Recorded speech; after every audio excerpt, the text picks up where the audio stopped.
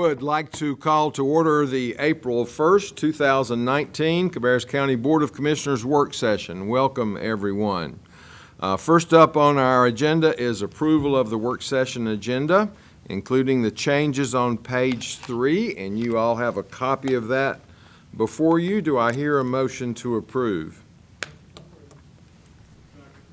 Okay, we have a motion and a second. Is there discussion? All in favor, please say aye. Aye. All opposed, no. That motion passes. And we move to discussion items. First up is Michael Miller from Infrastructure and Asset Management to talk about the historic courthouse clock tower repairs. Good afternoon.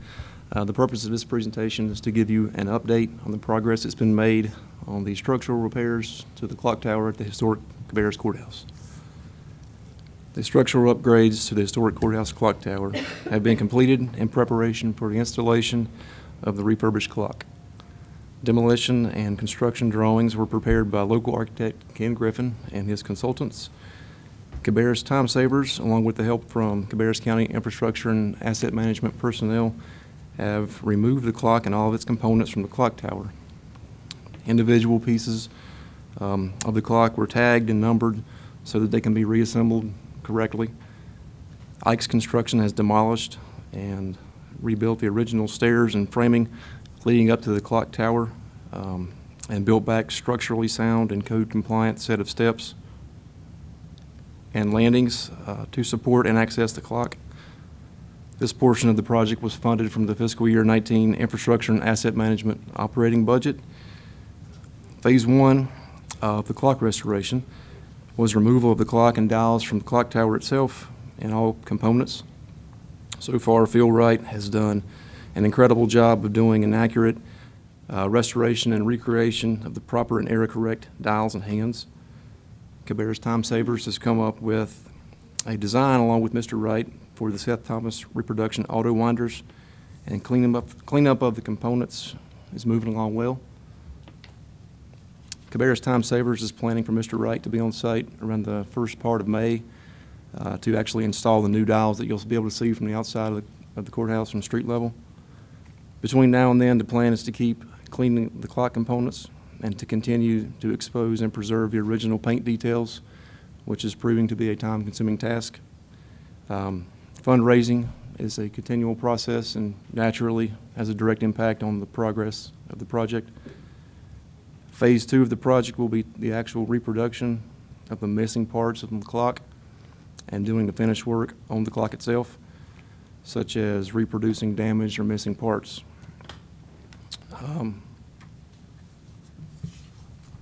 Phase 3 will be the actual installation and setup of the clock itself and commissioning by Mr. Wright.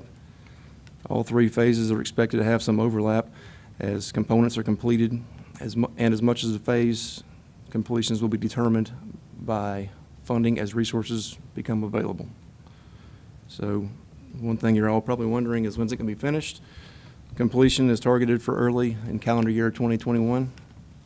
And according to Scott Smizer with Cabarrus Time Savers, they're approximately 25 to 30% complete at this point. So on your agenda, there's a lot of pictures of what's been accomplished to date. I'd be happy to try and answer any questions if anything sparks your interest. That is the original 1876 frame that was torn out and replaced with modern day structural members. Are there any other questions? Questions for Michael? The pictures look good. Kyle Billifer would never allow me to go up there and look, but I snuck up there one time when I found the door unlocked, and it looks a whole lot safer now. Yes, sir. Several of us visited the clock tower at the historic post office in Washington, D.C. a month or so ago, and I was surprised that the works in that clock looks very similar to the ones here. Mm-hmm. I was curious, do we know what their fundraising goal is and where they are on that? Or Have they had that discussion with you? No, sir, but I'll be glad to check and see. Yeah, that might be interesting opportunity for them to create a little publicity about what they're trying to do, if they might want to come to one of our later meetings and talk about their fundraising proposal and how that's going. I think it's something that we're all going to be proud of. Okay. For sure. Any other questions or comments? All righty, thank you, sir.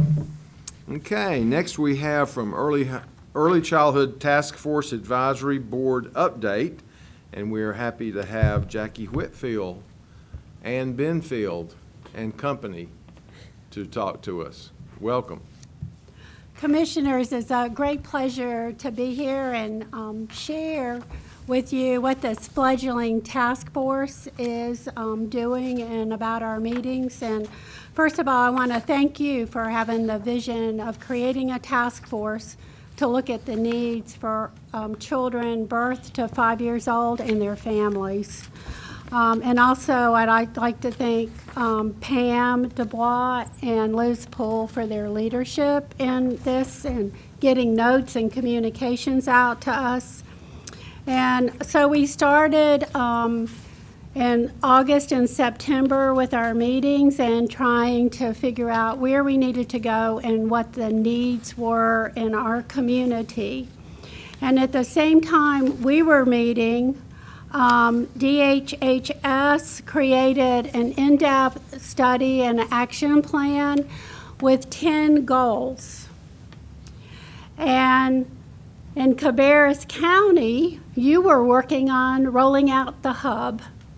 And we took both of these documents together, and when we went into the in-depth study of the Early Childhood Action Plan, goals 1 through 7, and you have those plans so you can look at them and read them and more. But goals 1 through 7 are being met or researched or worked on in our community already, which is wonderful because our community's working with business leaders, faith-based leaders, nonprofits to serve our families and children. So we focus it on goal 8 and goal 9. How are we going to build a really great community? And so we have a coalition already going on. And so we're looking at what children need to be have prosperity and achieve well. And so we're looking at the increased numbers of birth to pre-K teachers and their education. We're looking at quality and affordable daycare for children birth to 5-year-olds, which would enable parents to go back to work and enhance the quality of learning so children are prepared when they start in kindergarten. So look at all the wonderful things that are going on. Lots of good progress, both at the state and county level at doing this work. So now we've got some homework because those of you that know a little bit about my background, I'm a teacher, and I have to give homework wherever I go. So what do we need to do? The task force itself is going to be focused moving forward on a case study, what exactly is needed in Cabarrus County, what are our gaps.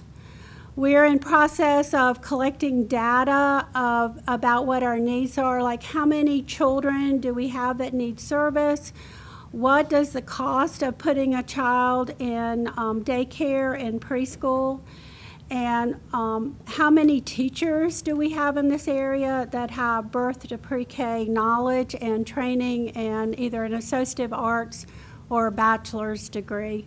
So that's part of what the task force is going to be looking at. And then what are our funding sources to help support these objectives? So that's our homework. So what are we asking from the county commissioners? We're asking you to read through the plan, the North Carolina Early Childhood Action Plan from the state of North Carolina. It needs to be voted on by our state officials. So we ask you to please support this and the funding as a good investment of our young children, not only in Cabarrus County, but in North Carolina, so that they can flourish and prosper. So thank you very much. Okay, any questions for Jackie? So do you have any sense of what the reception has been from the General Assembly on the plan as it's been presented so far? I have Or not. is it too early? I have not talked to any of the elected officials, but the meetings that I've been part of in Raleigh are, I know a lot of the business leaders are supporting us to move forward with early education and support for families. And that 0 to 5, that this is a really boost to the economy of North Carolina as far as workforce goes, and also quality of life for young children and families. And Ann, you might be able to add something to that. The final draft of the proposal was just submitted at the end of February, so we haven't heard anything back yet, but we're hoping that it will be supported by all in the state. There was a lot of people that got together to actually do it, so it's been a lot of different stakeholders come together to do it. So we're thinking that with the cross-section of people that were engaged, that a lot of people in the state are going to support it. I was curious if there was anything that some of the factions felt was problematic that we should be prepared with answers for. So if you hear of those things going forward, that will be helpful when we talk with our delegation to the General Assembly as well. The positive for me as a Cabarrus County citizen and an advocate for children is how much Cabarrus County's already doing. I mean, you really are a shining light. You already see that there are things that need to happen to promote healthy living and assist children and families. And there's already a collaboration that goes on in this community, both with elected officials, business leaders, faith-based leaders, and nonprofits. And so that's a positive in meeting the goals that are listed here. That is very good to hear. Certainly, as I have served on the Partnership for Children Board for about the past 6 years, Ann has done an excellent job of indoctrinating me in the importance of those things, and it really does make a big difference. So thank you for your efforts. Thank you, Commissioner Poole and Manager Dubois, for helping to lead up this effort. You know, I think it's something that could make a really long-term impact on our community. So thank you for being here today. Thank you. And just to follow up, the task force would appreciate if this is included in our meeting in a box. So once you all have a chance to look over this, and if we can be a united force that in the meeting with the box with our elected officials to ask them to support this initiative, I think that would be the main goal right now from the task force, until we can get some more data and see what other gaps are out there and what we need to address. And I appreciate there are other task force members who came today and have been working on this. We've been meeting every other month and trying to get our footing, I guess, in this process. And so it was kind of nice that the state's working similarly, which has been helpful for us in trying to find our direction. It's been a very good group to work with, and I'm very thankful for the knowledge that these people all have. We're partnering with Rowan Cabarrus as we move forward, and with the Health Alliance, and so we've got a lot of really good people on this task force moving forward. So, but that would be the main thing right now, is to get this included in our objectives for our meeting in a box. Right. For any of you who may not know what the meeting in the box is, that's just a term that we use for it, but it's where we try to get our entire delegation to Raleigh here in the room all together at the same time and talk about our state priorities, both for locally as well as statewide with the Association of County Commissioners. And certainly that will be an excellent opportunity to talk about these items. And we're struggling to try to get a date arranged right now where everybody can participate, but when we do, that will be announced, and you're certainly welcome to come if you would like and participate in that conversation. Thank you. Okay, thank you very much. Okay, we move now to discussion items for action. First is 4.1 from Finance, Cabarrus County Schools Mobile Unit Request, Kelly Klutz and Susan Fearington. Good afternoon. Normally each year we are able to provide funding for mobile units for schools, and Kelly's going to be here to tell us about the need. And this particular request this year was included in the CIP for FY20, but there's a need to go ahead and fund that early, so some orders can be placed. And Kelly? Yeah, so to permit the mobile units and get everything ready and ordered, even ordering new mobile units takes a little bit of time. The 3 months that we gain here is just absolutely critical. I mean, we can't thank you enough for doing that the last 2 years. It just makes all the difference in the world in getting students' classrooms ready and available for teachers to come in even a week early. It just makes a world of difference to students and teachers.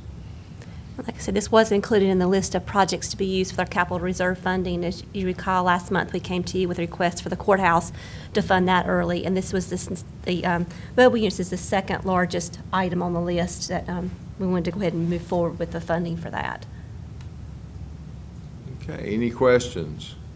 I think on in my notes, last discussion we had, there are 200 mobile units already in use. We're in excess of 200. Yes, I can't tell you the exact number, but we are in excess. So this is going to make it closer to almost 250 perhaps. Probably. It'll be very close. That's amazing. It is amazing. And we're still building schools as rapidly as we can find the money to build them. We are. And still that many mobile units. Right, so we're anticipating a little over 500 students this year, so. 500 new students increase over last year, and they seem to pocket, right, all in certain areas. They don't go out to where we have a little bit of capacity there, pocket, but our redistricting or realignment will help with some of that, but it's not going to alleviate it. A lot of this is class size also. So if we reduce class size, we don't necessarily have space for those students in that same building, so we have to have mobiles. We allocated 40 new teaching positions for next year, and 35 of those were allocated to the elementary school, very much so that we can comply with the law for class size. So our middle and high schools numbers will be higher class size, and our elementary will be lower, but there again, there's the offset of not having a classroom for them. Mm-hmm. Right. Okay, any other questions? All right, thank you. Just one, wait. Oh, yes, sir. You moved on just a little quick. Kelly, on the impact, that you have on here, and I don't think we really ever have talked about it. It says that CCS will be unable to provide adequate classroom capacity for students nor meet the letter of the law. What is the letter of the law? I mean, I know that they're wanting us to reduce it, particularly K-3. Mm-hmm. But I think there's some changes being discussed now even about that. I'm not too much up on where we are on that. Maybe you are more than I am. But what is the ramifications if we don't meet it letter for letter? Because I'm sure, I am positive that there's districts in this state that cannot meet the letter of the law for what reason, whatever reason. Sure. So prior to going into this next fiscal year, the consequence was they would withhold the superintendent's salary if we did not meet the letter of the law. So we're hoping not to do that. And going forward, there is some possible waivers. If you don't have a physical space, there's a possibility. That hasn't passed yet, but these are things that they're talking about. If you don't have physical space, or you can't hire a teacher, we have teacher shortage and having a difficult time hiring teachers. So if you can't hire a teacher, or you don't have physical space, there's a potential waiver, but you would have to go to the state and get that waiver. Then you would have to either turn in your teacher allotment or use it for an enrichment teacher. And if you use it for an enrichment teacher, you certainly have to have space for that teacher too. So I'm not sure of the benefit there. So there's some new stuff going on potentially. Well, I hope that it will be in our favor. About time some things will fall in our favor, but just a little historical data, for the viewing audience that's listening to this or watching this. I remember when Dr. Butch Winkler came to Cabarrus County in 1996. At that time, there was 150 mobile units in the district.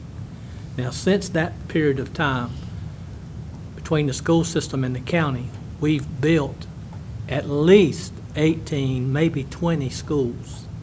And now we're pushing 250 mobile units, and 2 schools going to soon be under construction. Well, one for sure is the high school that's going to have 1,800 student capacity. And then we're working on the other one, the other school out in Harrisburg, I believe. And so the growth, that's pure evidence that the growth is here, the growth is there, it's going to be here. But I wanted to ask you one more question, Kelly, before you get going, and that is, you're expecting 500 this year. This is, you're talking about 2019, 20? 1920. 1920, okay. How are we doing right now for this, for the last few months of the current year? How are we doing as compared to projections? Yes. So the first and second month, we were a little lower than the state projections, but not enough for them to take any funds back. But we have since recouped those, and we are higher than what the state projected in the first and second month. So our growth continues through the school year, which is a little bit abnormal, but consistent growth. And I'm assuming they're still using the cohort. That's what I remember it being, the state cohort for projection on students. Oh, wow. It's very Probably complex. more complicated now It's a than that, very probably. complex Yeah. formula that they use for that. I mean, certainly they use the cohort and the birth rate and all that, but I can't. I'm not that person. Well, I know that it's more complicated than just say, yes, the cohort theory, but it's more than that. It's very complicated, Thank you. yes. It's more acronyms than anybody wants to hear. It's more than I understand, yes. Me too. Okay, any other questions or comments? All right, thank you. We move now to item 4.2, which is appointments to boards and committees. And you all have that information before you. As I mentioned last month, we have moved these to our work session, where if there is need of discussion, we can do that as opposed to our regular meetings. And if everybody is good with that, then we go ahead with that on our consent agenda. But both of the Adult Care Home Community Advisory Committee, as well as the Human Services Advisory Board, have recommendations on there. So does anybody have any questions or comments about those? No questions, but I like the format so far. Good, good, good. Okay, well, we'll move to the next item, resolution amending the Board of Commissioners 2019 meeting schedule. Lauren, are there any changes we need to point out on that? That just includes our budget workshop meetings, right? Yeah, yeah, and then we did have, originally, we had scheduled May 28th and May 30th as budget workshop meetings, and those have been changed to May 21st and May 23rd. Anybody have comments about that? Also, our summit, just a definite location on that. Yes, and the May 8th Cabarrus Summit meeting will be at the Laureate Center in Kannapolis City Hall. Okay, we'll move to item 4.4, adoption of the new retention model for North Carolina and the program records for Soil and Water Conservation District. And Pam is down for that one. Okay. So the state has come out with a new general record standard, and so the Board of Commissioners will adopt this for this month, and then every January hereafter, there will be a new record retention rules to be adopted. Then there was about 6 different standards that were segregated, and the information is in the agenda item to be adopted in different fiscal years. And so for this year, we also needed to adopt the Soil and Water Conservation District standards. So those are the 2 that will need to be adopted now, and then as you read through the material down, you will find where you will adopt other different plans. Let me see if I can find that.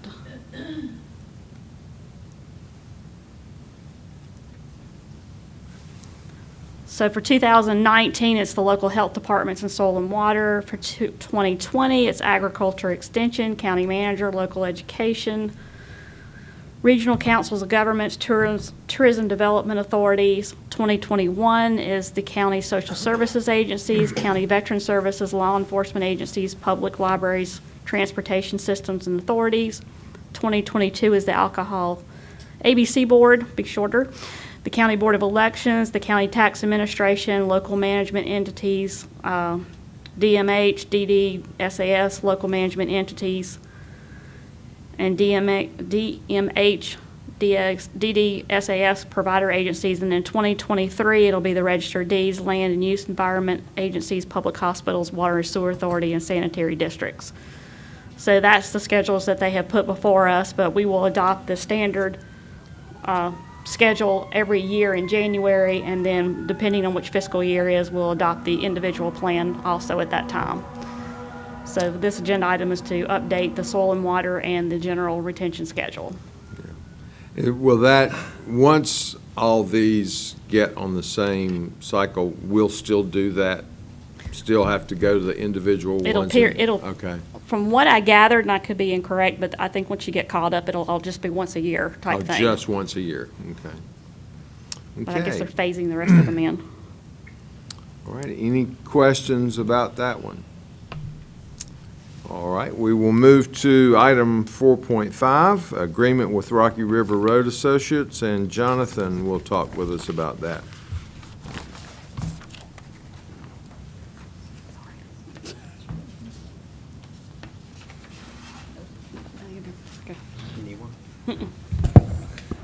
I'm going to also, excuse me, I'm also asked Jim Merrifield to join me with Rocky River Associates and MPV.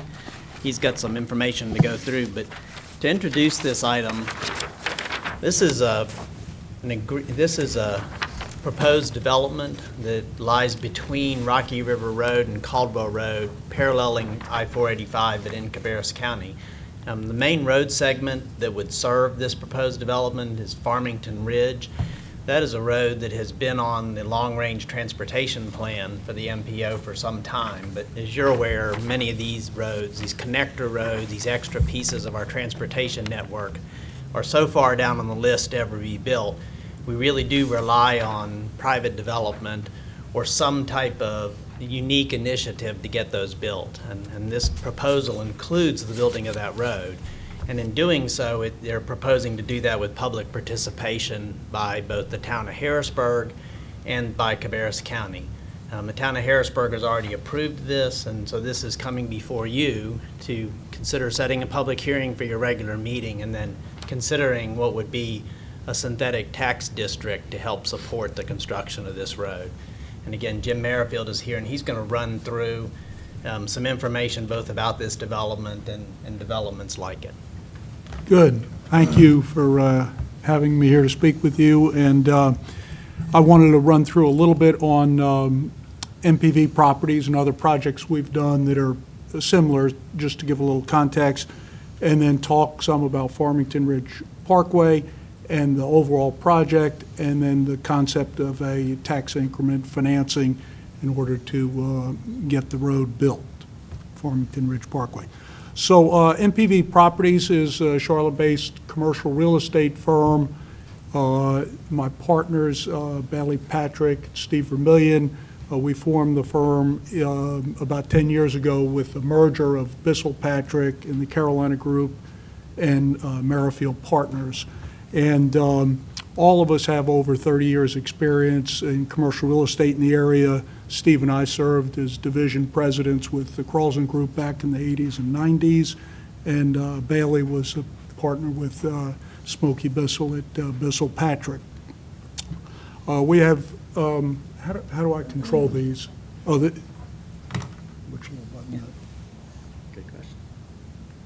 There you go. I'm always afraid of the technology here. All right. And so I just want to run through some experience. This is, because we've done quite a few large-scale mixed-use projects and with Village Center pedestrian-scale residential, which is part of the proposed Farmington project. So this is NORTHCROSS. In 1991, when we first started on that project, which is at I-77 and Samfur Road in Huntersville. You'll notice there was no interchange at that time. We worked with NCDOT and we designed the interchange and donated the right-of-way. They then went ahead and used their TIP funds to build the interchange and also do some other road improvements. We went ahead and developed, it was 275 acres in all 4 quadrants. In the lower right quadrant, in the finish, you can see we had a large-scale shopping center with a Target, a Lowe's, and a Harris Teeter. There's a business park. There's medical office. There's what's now a Whole Foods Center across the street, and additional restaurants, medical. This is Whitehall. This is South Tryon Street and the Outer Belt 485 in Southwest Charlotte. It was a 680-acre project that we developed back in the 90s through the early 2000s. There were actually 2 interchanges. This is just showing the commercial center, the interchange at Highway 49 and the one at Arrowwood Road Extension. We worked with NCDOT to get that those 2 interchanges designed. We donated the right-of-way, and they accelerated this project in their TIP project to get that completed. And that commercial center there includes what's now a Publix, a Lowe's, and a Walmart. There's additional business park and corporate office park as part of the project. Oh, and there's also now a Topgolf on the backside of it. BIRKDALE Village. So Steve Vermillion, who's my partner, is a retail developer was Carlson Retail and so some of these include projects that he was a retail partner for and that we worked on together. This is BIRKDALE Village, which really is sets the standard for mixed-use development in the area, including significant retail, movie theater anchor at the far end, and the Main Street pedestrian approach that goes with that. That's in Huntersville off I-77 on Samfur Road. Next, Stonecrest at Piper Glen is down on 485 at Ray Road. It has, again, a movie theater as an anchor as well as a Target, but I think the highlight of it is really the Fountain Plaza area and the shops that go with it, and, that generates large crowds out there. JETTON Village is in Cornelius at JETTON and Catawba Roads, and includes a Harris Teeter, other freestanding retail, medical office that we built, and again is a pedestrian-focused plan with the surrounding neighborhoods. And then REDSTONE is a project we recently completed the first phase of. It's on Highway 521 just south of Ballantyne in Indian Land, where 160 runs into 521.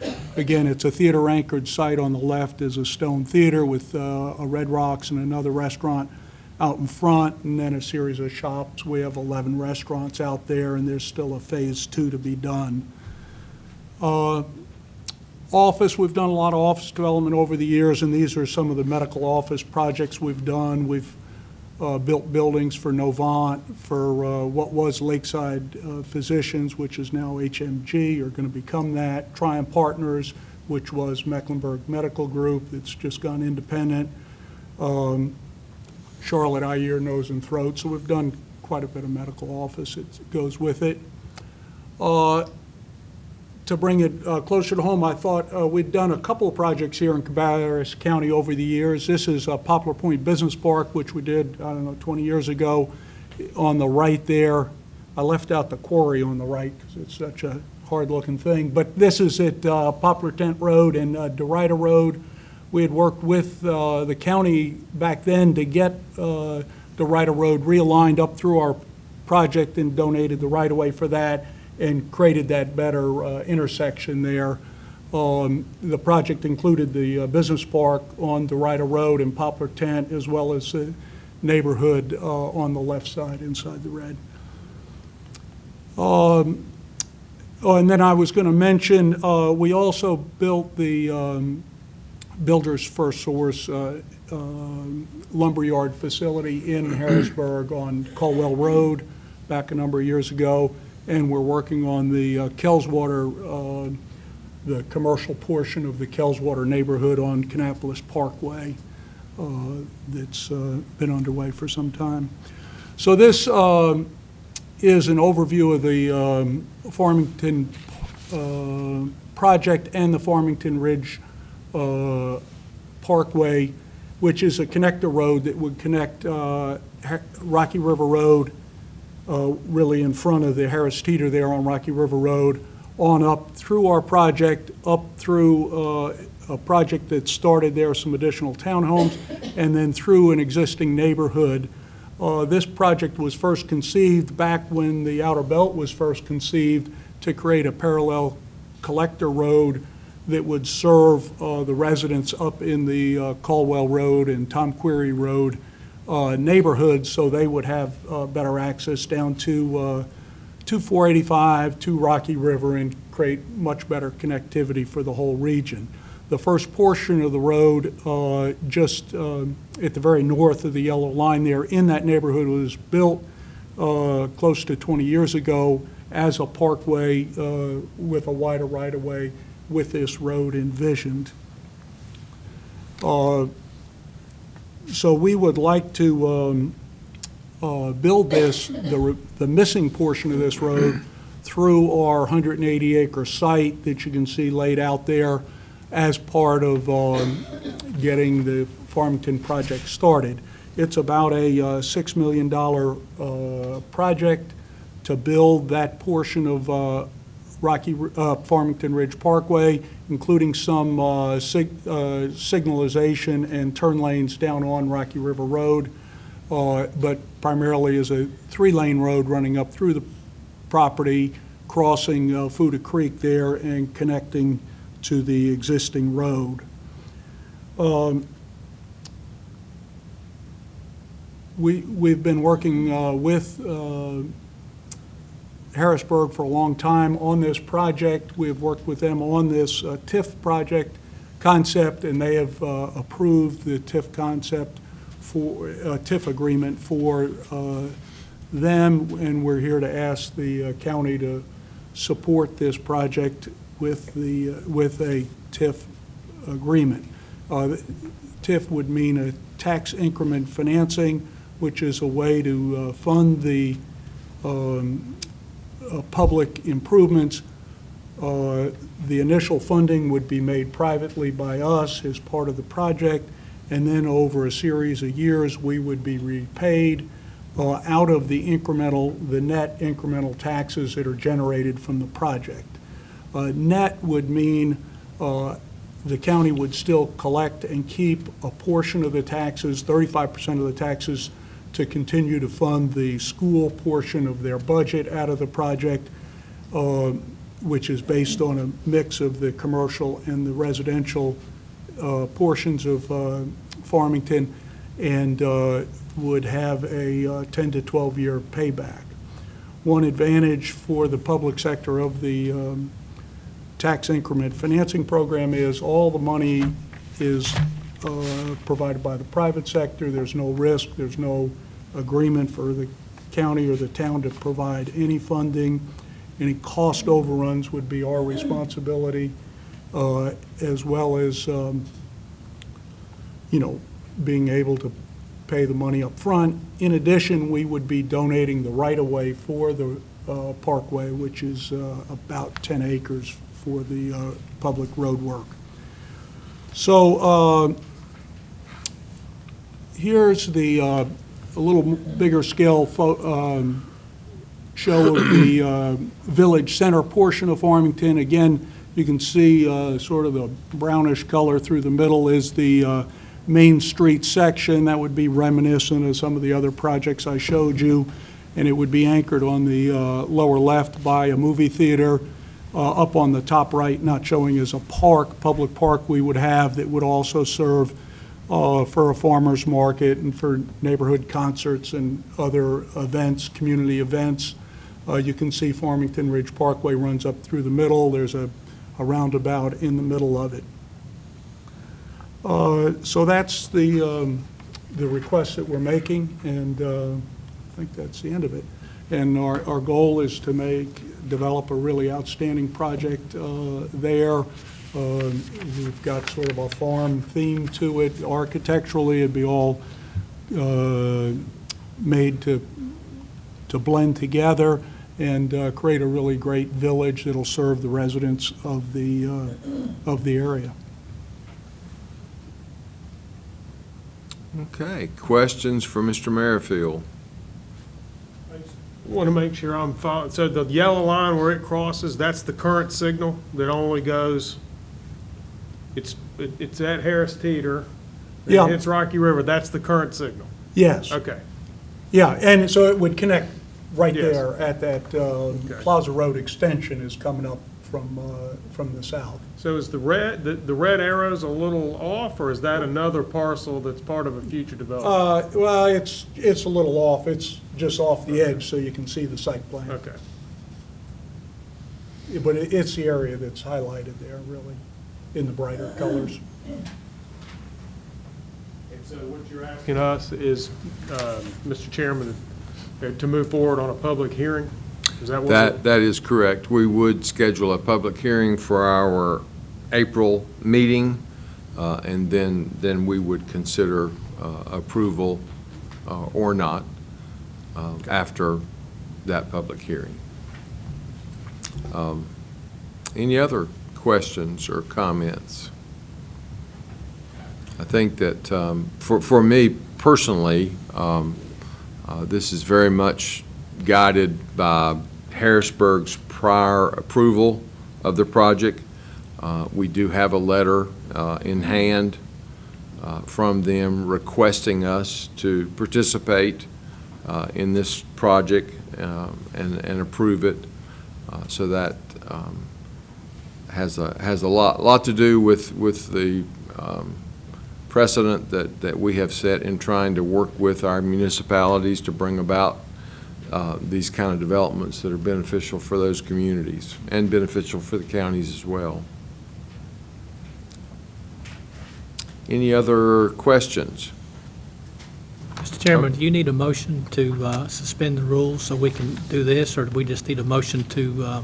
No, we'll include that in approval of our agenda. We'll include also the scheduling the public hearings. Okay, so the public hearing won't be on the April 15th? Yes, it will. It will be? Uh-huh. So we'll have to have a motion tonight to do that, is that right? That's correct, yeah, Okay. and we can do those individually, or we can include it in our motion to approve the agenda, including Okay. the public That's good. hearings. That's Yeah, good. because we're going to have 3 of them. Just one motion. Yeah, great, thank you. Okay, anything else? Thank you, sir, we appreciate you being with us Good, tonight. thank you. Okay, next item is 4.6, allocate funds from board contingency for various replacements. Kyle Billifer and Pam Dubois.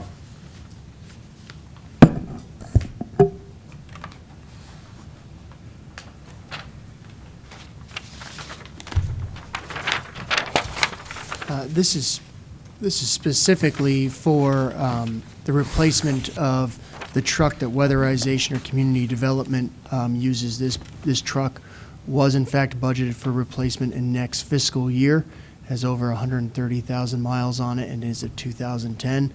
It is experiencing significant mechanical issues for a vehicle that you're going to replace in the next fiscal year. So We are asking the board for the contingency funds to move forward with replacing that vehicle now at an estimated cost of $43,000. That's the most recent proposal we have on it. And just for your reference, this is the large box truck that rolls around that has all that equipment inside of it for doing those different repairs at folks' homes. And I do have Kelly Sifford here if you need to speak in terms of the specific activities they do.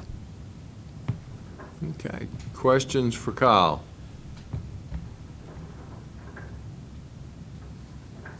Very good. Thank you. Thank you. Okay, next up, EMS station co-location with Concord Fire Department. We're happy to have Jimmy Lentz with us to talk about that.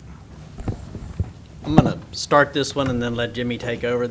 You probably, this looks a little familiar. We've done this have a co-location with Kannapolis, with Harrisburg, and another one with the City of Concord. And this is actually a co-location that we had budgeted with the City of Concord a couple of years ago. This is a station where they had a temporary station in place off of Poplar Tent Road near Harris Road. They are going to be building the permanent station, but it had been delayed a couple of years. So you had, in the carryover money, you had approved this money to carry over from year to year. Now, unfortunately, what we found, and it's not too surprising, is the project does have a higher cost. So this is both bringing this back before you for approval, but also for a budget amendment for that increased cost. And we have included in the agenda item a calculation of how they came about with that.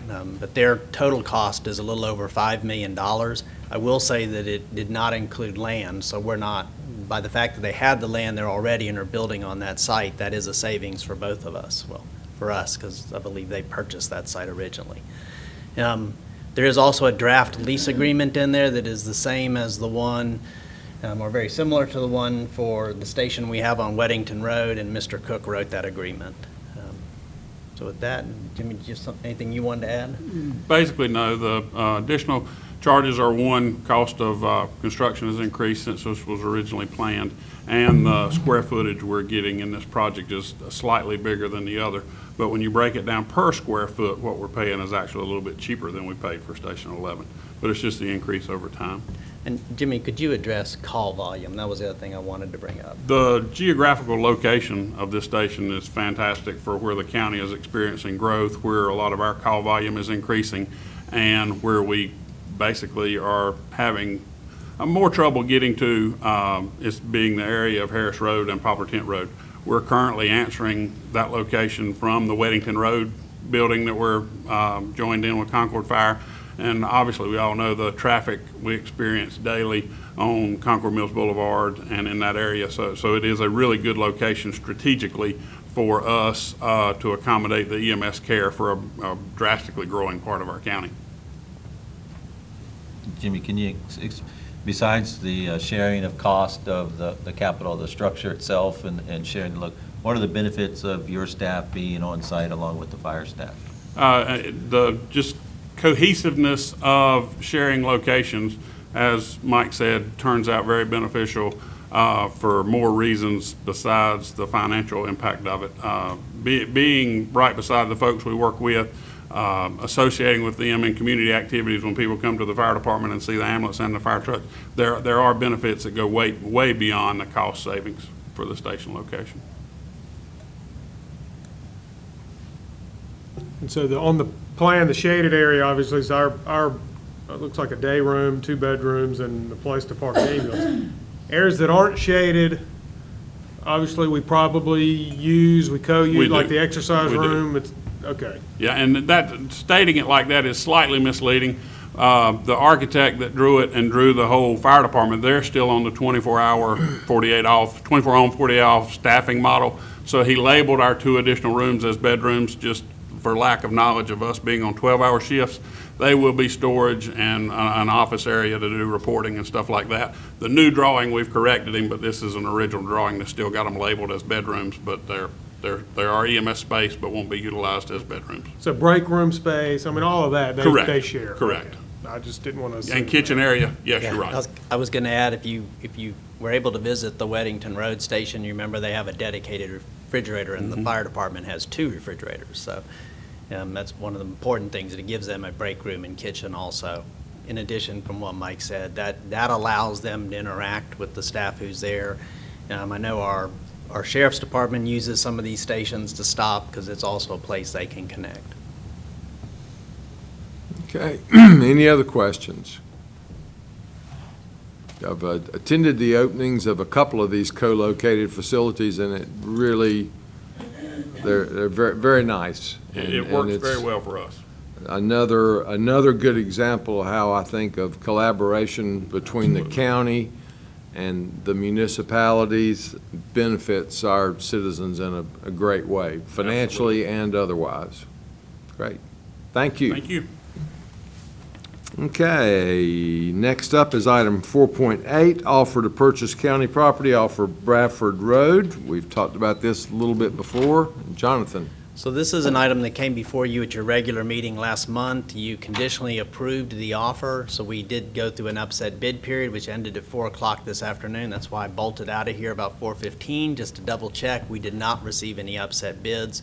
So this will be before you on your regular meeting on the 15th. And you can choose to either reject or accept the offer at that point. If you accept it, then they will need to do some surveying, and then Mr. Cook would write the deed from there, and we would move forward with the purchase. Very good. Any questions? Thank you.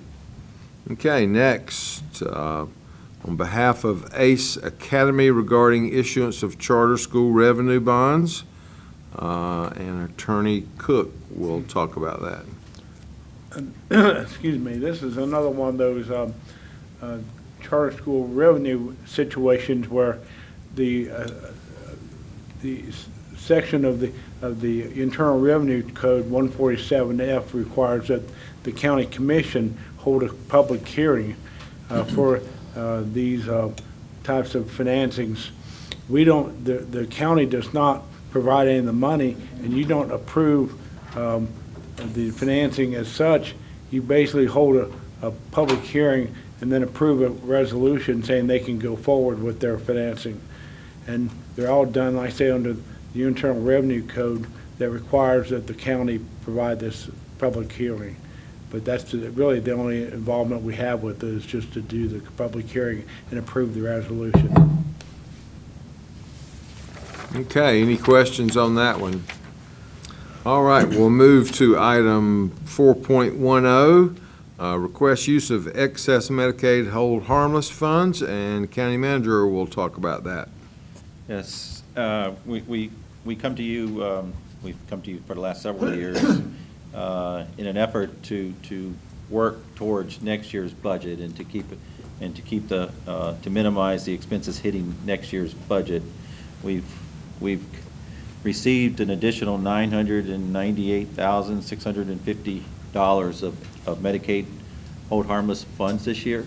So what we're asking you to do is allow us to pull some of these large items from the requested budget for 2020, pull them out, use these excess funds to go ahead and purchase them, or at least go ahead and make the orders for those, and then we may receive some after July 1st. But we would like to go ahead and do that if it's agreeable with you. The attached sheet gives you a long list of what they are. These are large items. Just to note that the Sheriff's Department is needing approximately 27 cars for next year, I believe. This will allow us to provide funding for 12 of them, and then we have been buying somewhere between 14 and 15 each year. So this is 12 additional, in addition to, you'll see in your budget coming up for next year, you'll still have 15 deputy cars there. Those are they're moving towards the small SUVs or the Ford Explorers. For various reasons, they don't make the town rigs anymore. And those are sort of dinosaurs out there, and most of them are the ones that have high mileage, and these are ones that we'll be replacing.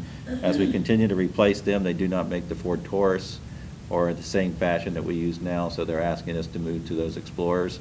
Most of the other departments around us are doing the same. So that's 12 of those with all of the upfits needed there for the sirens, and then the radios, the consoles, and all the other equipment that they need to put on there. There's some other vehicles. There's an additional ambulance. EMS needs to purchase 4 for the next year. This will allow us to pull one of those off go ahead and have the funds available for one of those, where only 3 will show up in your budget next year. IMES has got some rather large pieces of equipment, a Kubota tractor and a New Holland tractor, either for mowing and then multi-purpose for snow plows and that type of stuff as well. You can go down through the list. There is one other one for the Sheriff's Department, and that's a bomb suit. We currently have a bomb suit. We have a full-blown bomb team, explosive team. However, the suits that they wear are rather expensive, as you can see. And not only are they expensive, they do not last a long time. To be certified and be able to use them on there, they do have expiration dates, and one of the suits will be expiring at mid-year next year. So we need to replace it so that we can keep our certifications. And then the last, on the next page there is one project out at Franklin Park that was going to be in your next year's budget. We pushed it out a couple of years.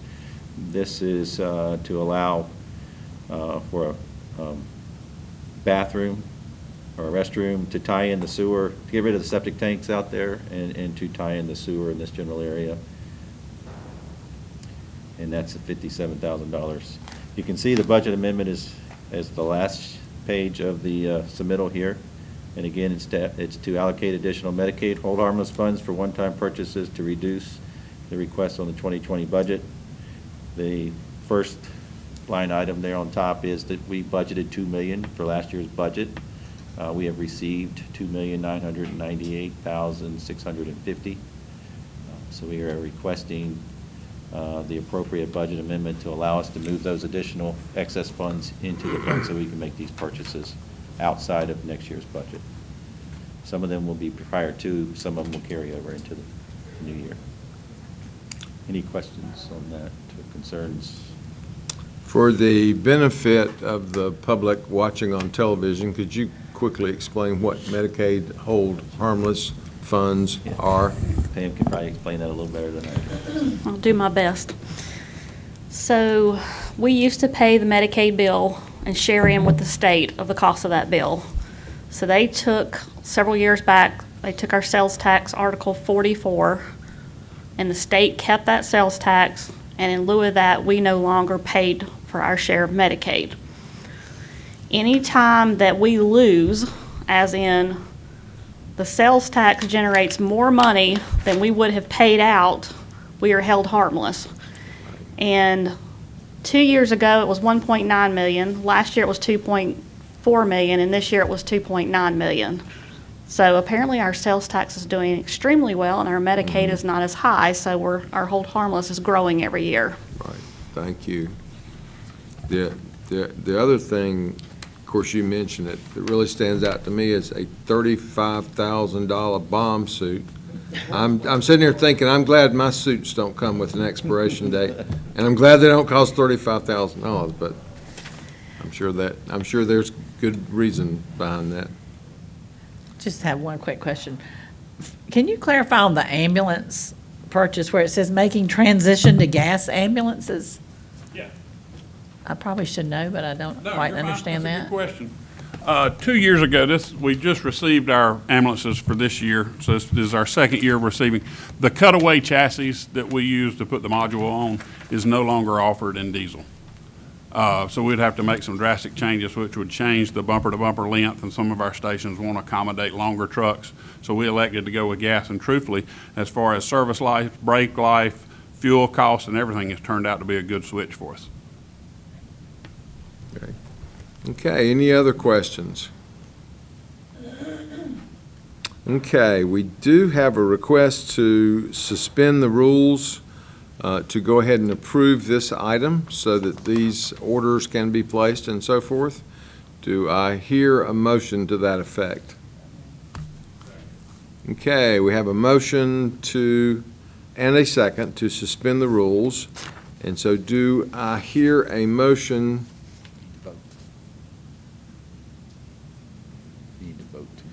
That's where I'm headed. Okay. That's where I'm getting them. Oh, vote on that motion. Gotcha. Yeah. Any discussion on the motion to suspend the rules? Hearing none, all in favor, please say aye. All opposed, no. That motion passes. And I would now entertain a motion to approve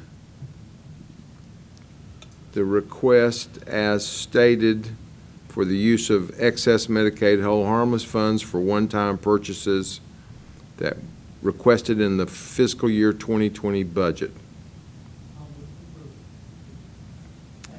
And as long as that includes the budget amendment, go along with that. Okay, very good. Okay, we have a motion and a second. Is there discussion? All in favor, please say aye. Aye. All opposed, no. That motion passes. Thank you.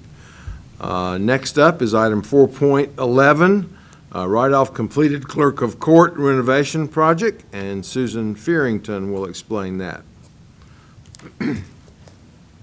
We come to you from time to time to write off projects when they've been completed, and this particular one was budgeted for an amount of $113,000, and it came in under budget, so it was $68,000. So we would like to move the excess money into our available funds, and that way, therefore, it's available to finance other projects that come out for county projects. This is not school projects, these are county projects. So with this approval to write this off with the budget amendment and project ordinance, we will then have a balance available to spend in our fund of $140,200 in our available pot. Is there any questions? Okay, any questions for Susan? If not, we'll move to item 4.12, lottery fund history and write-off of old projects. Last month, we had quite a few questions on the lottery, so I thought it might be better just to have a history of the lottery fund and talk about some of the projects. Some of them we're ready to write off so we can clear up our budget for this multi-year fund and our project ordinance, but I will concentrate first on the lottery history. So just bear with me if you have questions, interrupt me, but as you recall, in the fall of 2006, it's been that long, the North Carolina Education Lottery was enacted. So we've been doing it for 13 years now, believe it or not. At that time, if you remember, 40% of the actual net proceeds were directed to public school building capital fund for county school purposes. The lottery funds are distributed based on the ADM, which is average daily membership, to an account in our name at the state, and it earns interest monthly.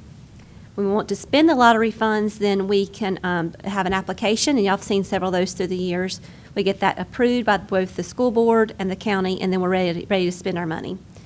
The funds are then deposited into a bank account, and we can cut our checks either for school construction or for debt service payments. So we've used a combination of that during the past 13 years. However, they want to actually point out that you cannot use it for technology. I don't know why they're picking on technology, but you can't spend it on technology, so we always had to keep that in the back of our mind when we're using the funds. At the peak of our lottery, and Lauren, you can go to the spreadsheet that I've presented. I know that's sort of tiny, but hopefully you can see it on your screens. At the peak during our FY 2010, our largest collection year was $5.3 million. Since 2010, that's when the General Assembly set out the county lottery appropriation at a flat $100 million for the entire state. So that, therefore, it knocked us down to getting like $2.1 to $2.7 million a year based on the past 13 years. So our lowest amount that we collected, it was at FY 12, and that was $2.1 million. From this lottery page, you can tell that from 2006 through 2019, we've collected $31 million, $31,461,558 for Cabarrus County Schools, and we've collected $4,349,606 for Kannapolis City Schools. I've also listed the projects that we've been able to fund with lottery proceeds.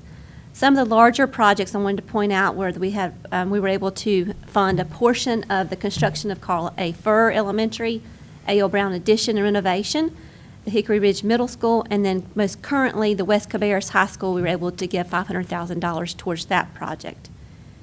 Also, $24,132,000 has been used for debt service throughout the years. So during FY 13 and 14, we noticed that it was a large balance, so we were able to give extra debt service payments during those years. That's what got us up to the $24 million. That's quite a bit of money. So since 2012, we've been receiving funds ranging, like I said, from 2.1 million to 2.7, and we usually typically budget about $2 million each year for debt service in a normal year. So at the end of the lottery page, and I think I've highlighted it in green, you'll see that right now, unallocated, we have $1,225,764 for Cabarrus County Schools and $85,245 for Kannapolis City Schools. That's at this point in time right now.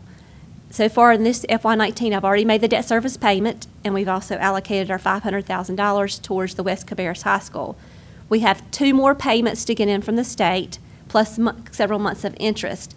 So with that in mind, I estimate that at the end of the fiscal year, we'll have, for Cabarrus County Schools, $225,764 for Cabarrus and $185,245 for Kannapolis City Schools. So at this point, we can decide whether we want to increase the amount that we want to use each year for debt service, or if we want to do some one-time projects and keep our debt service like it is, or a combination of those two. So at no point in time we want to completely wipe out our lottery fund balance, because you never know when the state might make a change in the distribution, or if the timing, it might cross fiscal years and we say we're going to spend it for debt service and then we don't have it.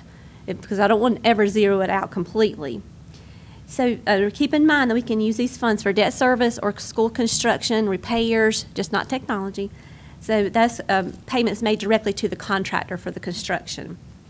So at this point in time, I thought, well, if y'all asked me what I thought would feel comfortable doing, I feel comfortable that we could use $1 million for Cabarrus County School projects and $100,000 for Kannapolis City Schools, and also increase our reoccurring debt service payments another $500,000 each year. So that would be like $420,000 for Cabarrus County Schools and $30,000 for Kannapolis, and still feel comfortable. And doing that, if we did that, next year this time at June 30th of 2020, we would still have estimated like $1.3 million left for Cabarrus County Schools and about $107,000 left for Kannapolis. Of course, that's using estimates, but being conservative also. So that's just some things that you can discuss and see what you want to do. But that would free up some one-time money, and it would also free up some of the reoccurring in our general fund by doing that. Question for you, Susan. Yeah. School construction, debt service. Would mobile units be considered school construction? We could definitely want to ask the state first, because they say construction and repairs and renovations. So Well, those you know, mobile they're asking units. for $2.4 million for new Cabarrus County schools. And if we could use some of this money for that, it'd be just that much less we got to take out of the capital reserve fund. That's right.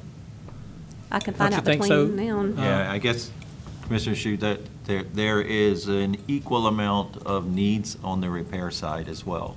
So it's just a matter of where you pull it from. So if they do qualify, you can pull it from there, but you're still going to need to do some of these repairs. If they don't qualify, there's still plenty of projects out there to use that $1 million for. They are not short on projects in need right now. I totally agree. I totally agree. And that was my first inclination, was Sure. the repairs. Right. But, and then like you said, it's going to cost either way. Yeah. But it would be good to know, though, if we Yeah. could get clarification Okay, from I the will do state, that. whether or not we can use it for, you know, I mean, this is the second round of mobile units that we've approved in the last, probably in the last 6 months. No more than a year, you know, to the best of my memory, for The, mobile units. Last year, we actually rolled our 20 mobile units into our debt proceeds when we borrowed money for the Hickory Ridge Elementary School, and we did some HVAC projects. We included those mobile units in the debt issue. So at that time, we were not able to pay cash for them. We rolled it into our debt.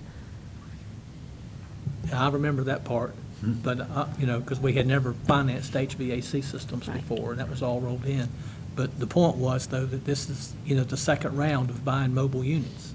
Sure. Whether we financed them or whether we paid for them. Either way, we're paying for them. Yes. And if we can use this money for that, it would be better for us, I think. Sure.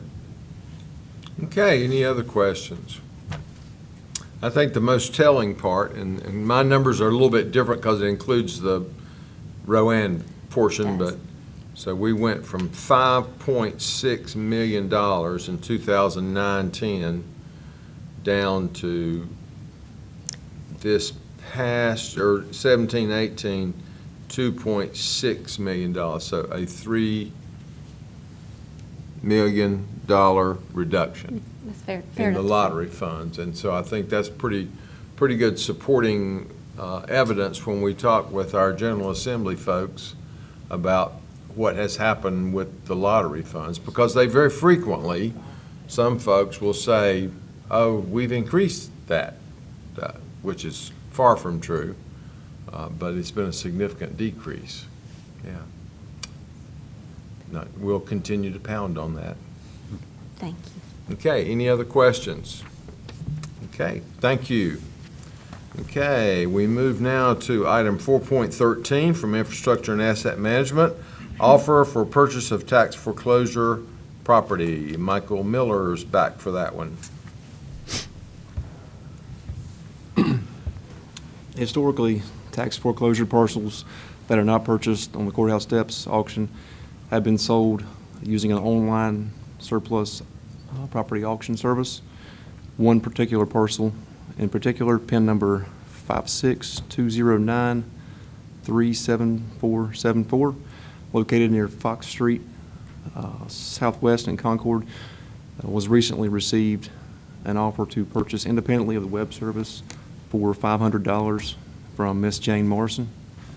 This property came into Cabarrus County's ownership recently, approximately 2 months ago, and as is customary, letters were sent out to all of the adjacent property owners. Miss Morrison is one of those owners. The property has not been listed yet on the online surplus auction site. If it were, the county would ask for $6,144.19, which makes up basically the taxes and legal fees owed on the property. In order to accept this offer for purchase, it's required that we go through the formal upset bid process. There is no physical address on this property because it's landlocked, and the only people who can access it are the, I think, 8 adjacent landowners. So the requested action of the board is for a motion to conditionally accept the initial bid from Ms. Morrison and commence the upset bid process. Questions? Yeah, just where does the 6144 come from? I mean, what are we basing that on? It's made up of the cost to advertise initially when it was on the courthouse steps, and then attorney's costs involved in that process, and taxes owed on the property. Okay, so is there any advantage or disadvantage of, I mean, $500, they're just throwing a number out, I mean, Right. basically. Is there any advantage or disadvantage? We don't accept that, but we go through our normal process of putting it on the auction site. I mean, if she bids $500 and nobody else bids, we're right back where we are now. But- That's right. And I'm assuming that as an auction site, those numbers sort of have their own upset bid process, right? Because you have a bid, you may get another bid, and that's the way the site works. It Well, can go with the up. gov deals, though, we do have a minimum. When it starts on that site, it will start at that minimum, I'm sorry. 6144? Yeah, 6144. So they can't, on the auction site, they can't bid below. They cannot bid below. They cannot. And the That's reason right. we bring one like this to you is that this is a landlocked parcel, and traditionally, we put them on the site, but they just don't sell. Because nobody can bid Nobody except can- the adjacent property That's right, owners. they really can't get to it. Okay, all right, well, yeah, that's what I'm after. So there's really no advantage at all to not accepting the I bid think and we could going put it about on a there and different way. but we'd be bringing, I think we'd be Be bringing coming it right back to back. you in some months, Okay. yeah. Any notion what it's on the tax books valued as? I don't know. Now, we can look that up for you. and see Well, that. I just Yeah. curious. I mean, obviously, they've not been paying the taxes on it. Okay, other questions? All right, we'll move then to item 4.14 from ITS, funding of CIP project at the detention center Security. Todd Shanley, welcome. Thank you. Yes, I'm here to request approval of a budget amendment to move the SCAP funds, which are the State Criminal Alien Assistance Program, of $60,000 to continue replacement of cameras and software licenses of those cameras in the detention facility. We use that SCAP funds in the jail specifically for specific jail projects. And we're limited to using it. Yes, sir. For those projects. Any questions for Todd? I recently visited the detention center, and those cameras are a very important operation. A piece of the operation there is how you move about the building, and they open and close doors and lock and unlock. And Absolutely, and we're making good progress on the refresh of the security project there at the detention center. So this camera piece will be essential of getting things online for them. Great. Okay, thank you. Thank you. Okay, we move now to item 4.15 from the library, Memorandum of Understanding with Kannapolis City Schools. We're happy to have Emily Ortiz with us. Good evening. So the library system is working on a project with both of our school systems, but starting with Kannapolis City Schools, on getting digital student access. So what this will do will allow every student with both of the public school systems eventually to log in with their student ID to all of the resources that the library currently offers to the public, but you need a library card for. So this, families who just haven't made it to the library yet or aren't available to come when the library is open and get their children library cards through their student IDs, they'll be able to access all of the digital content. It's not costing the county any additional money because we're already paying for these resources for the public, and it increases our collaboration with the schools who do have to pay extra if they want to carry those resources now for their students. So this is hopefully going to be an easy, smooth transition. But we need the memorandum of understanding first, and in order for me to present it to the Kannapolis City School Board next Monday, the request is that you suspend the rules this evening and approve that. Okay, questions for Emily? I think this is, as you stated, another great example of collaboration that benefits our citizens and saves our taxpayers money. But it's a win-win both ways. Yes, sir. Quick question, because I have cybersecurity firmly entrenched in my mind after doing training this Of course. week. So they access through the school system? So, I mean, what controls are in place for whatever, and security and all? I mean, just, I guess, walk me through that a little bit. Sure. So the way that the students will access the resources is through the county's website, and then there will be a link. And once that link comes up, they put in their student ID, and it goes directly to the resource. So there is a content disclaimer in there because most of those resources do range from, younger students to adults in terms of, just scholarly content. So we can't control anything that are on those sites, but we use the wording that Kannapolis City Schools already had for their general security, and it is compliant with the student, what is that called? It is in here. FERPA, yes. So that's what the school systems use, and, we ensured that everything was working through there. So this enables them to use the online magazines, the online learning courses, foreign language, et cetera. There's a Yes. huge catalog of resources available. Absolutely. And they'll be able to check out ebooks and e-audiobooks and everything like that. No physical materials from the library at this point will be allowed through that program, but all the digital materials. Any other questions? Okay, if there are no other questions, I would entertain a motion to suspend the rules to act on this tonight. Okay, we have a motion and a second. Any discussion? All in favor, please say aye. All opposed, no. That motion Passes, and would now entertain a motion to approve the memorandum of understanding with Kannapolis City Schools to allow for the Kannapolis City School Board approval at their meeting on April the 8th, 2019, and authorize the county manager to execute the agreement subject to the review or revisions by the county attorney. Okay, we have a motion and a second for approval. Are there any further questions or discussion? Hearing none, all in favor, please say aye. All opposed, no, and that motion passes. Thank you very much. Very much. Okay, next up is the approval of our regular meeting agenda, and you all have copies of that attached in your package. I don't think we have talked about any changes. Okay, so that would be to approve the regular meeting agenda and schedule the needed public hearings. Yes, and they are included in that agenda.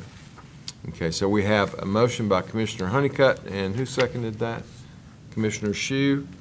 Okay, any discussion? All in favor, please say aye. All opposed, no. That motion passes. And we do not have need of a closed session tonight, so at this time, I would entertain a motion to adjourn. We have a motion and a second. All in favor, please say aye. All opposed, no. We stand adjourned. Thank you.